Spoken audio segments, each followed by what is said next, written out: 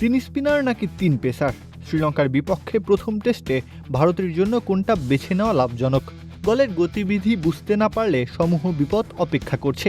এখানেই ভারতকে বাজি ধরতে হবে। তিন পেসারের সেফ জোন নাকি তিন স্পিনারের ঝুঁকিপূর্ণ পথ? একাদশ কেমন হতে পারে তা নিয়ে আলোচনা করা যাক।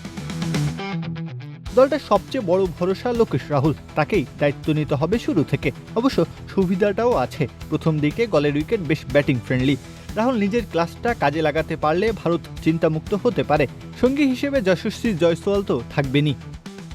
দিনে নামা দেবদূত পাদ্দিকালের জন্য চ্যালেঞ্জ অপেক্ষা করছে। 2 টেস্টে 90 রান খুব বেশি সন্তোষজনক নয় বটে, তবে প্রস্তুতি ম্যাচে 142 রানের ইনিংস খেলে বুঝিয়ে দিয়েছে নিজের সক্ষমতার জায়গাটা। আর ব্যাটিং অর্ডারে দলটির প্রাণভোমরা শুভমান গিল। ভালো মন্দ সবটাই নির্ভর করছে তার উপর। ঋষভ পান্থকে বড় ভূমিকা রাখতেই হবে।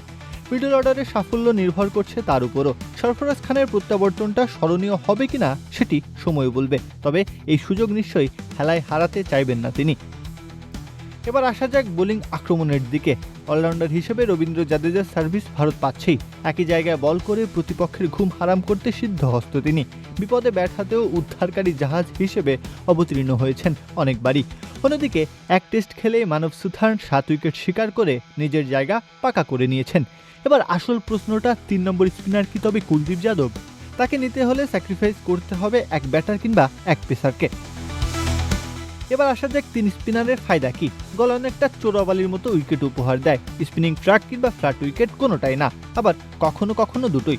মূল সমস্যা এখানেই, যদি স্পিনিং ট্র্যাক হয় তিন স্পিনার ঠিক আছে। গল শুরুর দিকে ব্যাটিং ফ্রেন্ডলি, সেক্ষেত্রে সেই হিসেবে মূল ভূমিকা পেসারদের। সফলতা পেতে হলে পেসারদের লম্বা সময় বোলিং করতে হবে। এবার যদি 2 পেসার ভারত নেয়, তবে অপশন হিসেবে মোহাম্মদ সিরাজ এবং প্রসিদ্ধ কৃষ্ণাই পছন্দের তালিকায় থাকবেন।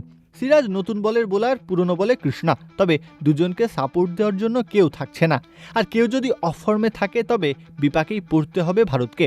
সেক্ষেত্রে ভবিষ্যতে কি হবে বা আদৌ হবে কিনা এটা ভেবে যদি সিদ্ধান্ত নেয় ভারত, তবে জুয়া খেলার মতোই ব্যাপারটা দাঁড়াবে। তবে উচিত কি 3 পেসার এবং 2 স্পিনারের কম্বিনেশন। সেক্ষেত্রে জাদেজা এবং সুথারের ওপর ভরসা রাখা উচিত। আর 3 পেসারের মধ্যে আকিব নবী, সিরাজ এবং কৃষ্ণাই হবেন উপযুক্ত নাম। সব মিলিয়ে ভারতের সম্ভাব্য একাদশ দাঁড়াচ্ছে লোকেশ রাহুল, যশস্বী জয়সওয়াল, দেবদূত পাদ্দিকাল, শুভমান গিল, ঋষভ পান্থ, সরফরাজ খান, রবীন্দ্র জাদেজা, মানব সুথার, আকিব নবী, মোহাম্মদ সিরাজ এবং প্রসিদ্ধ কৃষ্ণা।